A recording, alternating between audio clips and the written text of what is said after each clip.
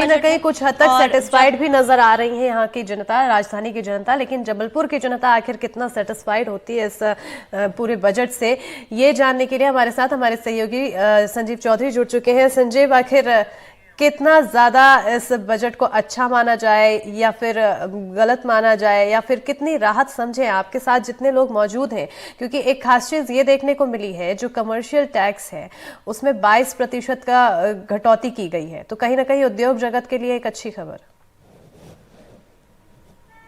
अस्मिता, मैं उस जगह पे हूँ जो इंस्टीट्यूट ऑफ चार्टर्ड अकाउंटेंट्स का जबलपुर चैप्टर है, और ये वो लोग हमारे साथ हैं जो ही इकोनॉमी पर पूरी नज़र और पूरी पकड़ रखते हैं। तो मेरे साथ है कमल वालेचा जी, जो इंस्टीट्यूट का जो जबलपुर चैप्टर उसके चेयरमैन है। कमल जी, क्या देखा आपने इस बजट में?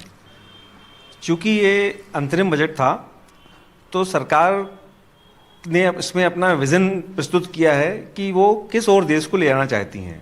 विकसित भारत 2047 की थीम पर यह बजट प्रस्तुत किया गया है, जिसमें युवाओं और महिलाओं पर विशेष फोकस किया गया है।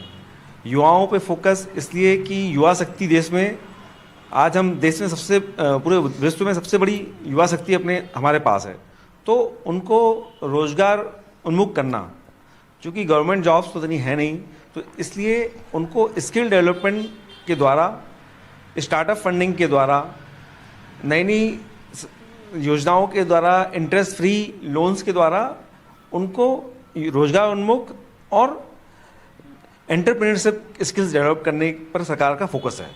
साथ ही महिलाओं को रोजगार उन्मुख, और साथ ही साथ महिलाओं के लिए चाहे वो पीएम आवास योजना में उनको प्रमुखता देना हो, चाहे किसान सम्मान निधि में महिलाओं को प्रमुखता देना हो, मतलब महिलाओं के हाथ में पैसा हो, इस पे ये सरकार ने फोकस किया है। सर, आप क्या कहते हैं बजट पे? मैं आशीष चावला, चार्टर्ड अकाउंटेंट। मैंने इस बजट में जो मुख्य देखी हैं, जैसे फिस्कल डेफिसिट, जो कि इस साल 25 का 5.8% ऑफ द जीडीपी उन्होंने प्रोजेक्ट किया है, जो कि एक बहुत अच्छी चीज़ है। ये सब संभव हो पा रहा है। जो हमारा डायरेक्ट टैक्स कलेक्शन है वो काफ़ी अच्छा हो गया है।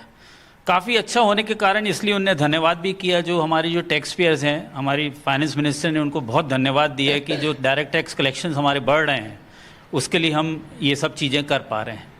इसके साथ साथ उनने टूरिज़्म, जैसा कि मैंने अभी सुनने में आया कि स्पिरिचुअल टूरिज़्म की भी बात की गई है इस बजट में, जो कि पहली बार है।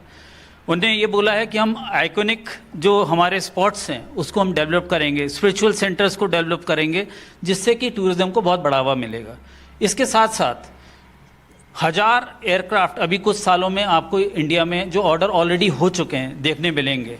इसके लिए एयरपोर्ट्स काफ़ी डेवलपमेंट किए जा रहे हैं। एयरपोर्ट्स के लिए उन्होंने बोला ही है कि हम काफ़ी आउटले देंगे बजट में। दूसरा, डिफेंस, जो कि हर बार हमारे पास ज़्यादा रहता है, 6.2 लाख करोड़ से इस बजट में दिया गया है। उसके बाद मिनिस्ट्री ऑफ रोड ट्रांसपोर्ट और हाईवेज, उसके लिए 2.78 लाख करोड़ एलोकेट किया है, जो कि एक काफ़ी बड़ी राशि है। तो इससे यह समझ में आता है कि इंफ्रा और वेरियस डेवलपमेंट्स जो हो रहे हैं अलग अलग सेक्टर में, काफ़ी बढ़ावा होगा। बिल्कुल, देश विकास की ओर बढ़ रहा है। हम आपसे जानना चाहते हैं कि निर्मला सीतारमण के इस बजट में आपको कैसा महसूस हुआ? मैं मनोज खेरा, जबलपुर शहर से। जो बजट है, एक तो इंटरिम बजट है, इसलिए इस बजट में किसी प्रकार के डायरेक्ट टैक्स, इनडायरेक्ट टैक्स और कस्टम के रेट्स में कोई चेंजेस नहीं किए गए हैं। ये जो बजट पेश किया गया है सन 2047 तक भारत को एक डेवलप्ड कंट्री बनाने के लिए किया गया है, और डेवलप्ड कंट्री बनाने के लिए इसमें मेन फोकस इंफ्रास्ट्रक्चर है और रेल